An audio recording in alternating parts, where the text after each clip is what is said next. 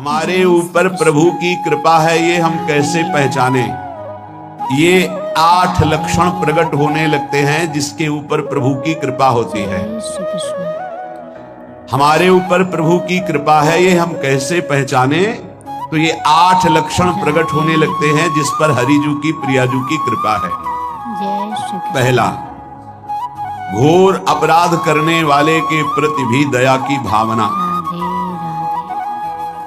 शांति पहला लक्षण है।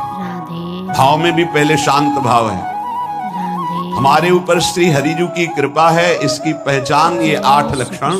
पहला, शांति, अर्थात घोर अपराधी के प्रति भी गुस्सा ना क्षमा करना, ये हरि की कृपा का लक्षण है। देख लो भाई, घोर अपराधी शब्द तो जाने दो, जरा सा प्रतिकूल हो जाए तो लाख समझाओ पर भ्रकुटी तनी रहती है। जय श्री कृष्ण। भला ऐसा है? अपराधी पर भी क्षमा का भाव होना, ये हरि कृपा पात्र में ही होगा, अन्य में नहीं। अगर अपने हृदय में ऐसा लगे कि ऐसा नहीं है तो हरिजू से प्रार्थना करनी चाहिए कि कृपा करो मेरे में सामर्थ्य आवे। दूसरा, अनुसूया, वो किसी भी के प्रति कभी भी कोई दोष दर्शन ही नहीं करेगा। दोष कथन, दोष श्रवण की तो बात जाने दो। अनुसूया, दूसरों के गुणों में दोष ढूंढना ये नहीं होता, हरि कृपा पात्र में ही नहीं होता। ये सब भजन के नाश करने वाले हैं। जैसे पहला अपराधी पर क्रोध कर देना, तो माया ने भेजा इसीलिए था कि तुम्हारे साथ व्यवहार ऐसा करे कि तुम क्रोध करो। क्रोध करोगे तुम्हारी ऊर्जा शक्ति नष्ट हो जाएगी, अध्यात्म में जो चलने की थी। और कहीं तुमने संकल्प कर लिया तो भजन शक्ति नष्ट हो जाएगी। तो अगर भजन बल है तो गया, जरूर उसको दंड मिलेगा, पक्का मिलेगा, 100% मिलेगा, लेकिन आप खाली हो गए। ना भजन करने की वृत्ति रहेगी और ना भजन रहेगा, दोनों बात। अनुसूया, किसी के सद्गुणों में दोष देखना, गुणों में दोष ढूंढना, ये हरि कृपा पात्र में नहीं होता। ये बहुत मंगलमयी बातें हैं जिससे हमारा भजन मार्ग पुष्ट होता है।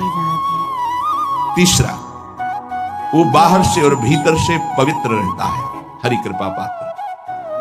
शौचाचार का ज्ञान होना चाहिए, वस्त्र आपके पवित्र होने चाहिए, ये बाहरी जल रज आदि के द्वारा बाहरी पवित्रता। और निष्कपटता, निश्चलता, सत्य भाव, ये अंदर की पवित्रता है।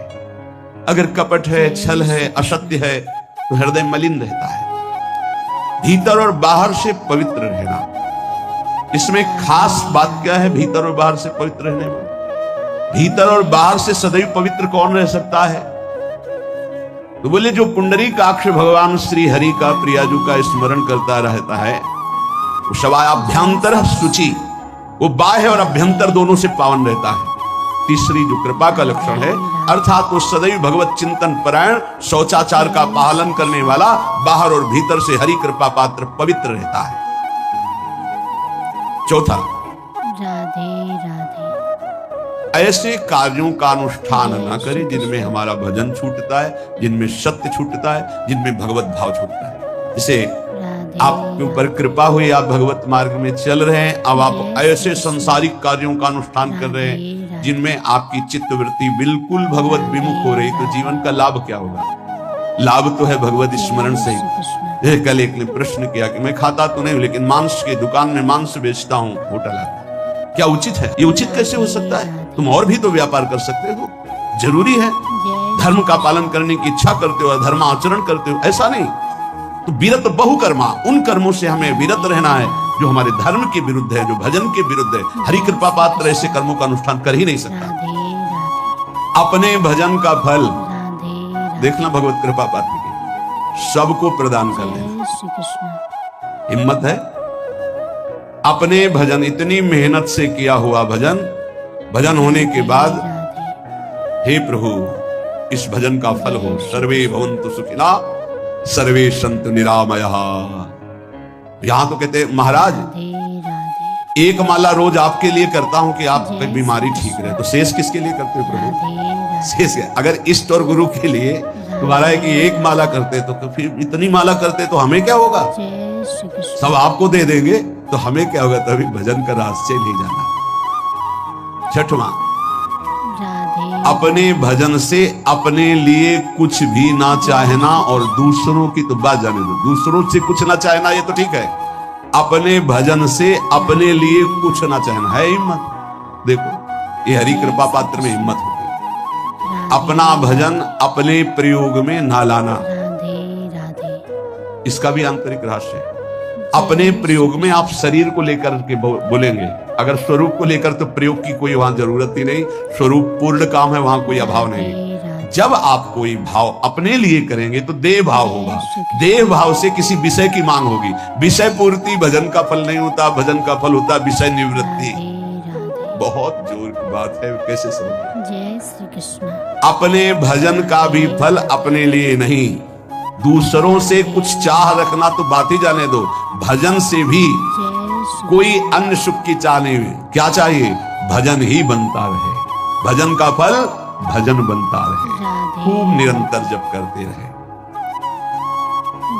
सातवां, किसी भी मान सम्मान कीर्ति पद प्रतिष्ठा के मिलने पर हृदय का असंतुष्ट हो जाना, यह हरि कृपा पात्र का लक्षण होता है। प्रणाम नमस्कार जय हो तो हृदय में असंतुष्ट हो जाना चाहिए, कोई किंचन मात्र अभिमान न उदय हो जाए। प्रभु बचाओ, ये माया की चकाचौंध से बचा लो नाथ, कौन सा अपराध बन गया कि आपकी जय की जगह यहां हमको ऐसा सुनना पड़े। मान प्रतिष्ठा कीर्ति जिसके लिए बड़े बड़े लालायित रहते, हरि कृपा पात्र को विष की तरह चुभती है। और आठवां, किसी भी प्राणी समुदाय से संबंध ना रखते हुए सब पर दया की भावना, सब पर कृपा की भावना, सब पर करुणा मैत्री पर किसी से ममता नहीं। ये सूत्र बहुत व्यवहार में प्रयोग करने योग्य है। सबसे करुणा और मैत्री पर किसी से ममता नहीं। करुणा तो करी भरत जी ने, मैत्री भी की मृग से, पर ममता रहित नहीं रहे। ममता कर ली तो अगला जन्म हिरण का हो गया, ममता नहीं रखी। निर्ममो निरहंकारा, करुणा मैत्री तो करनी है, जैसे इसमें आदेश है, गीता में जी आदेश है, अद्वेष्टा सर्वभूतान मैत्र करुणा ये वच, पर निर्ममो निरहंकारा, ये साधक की चतुरता है।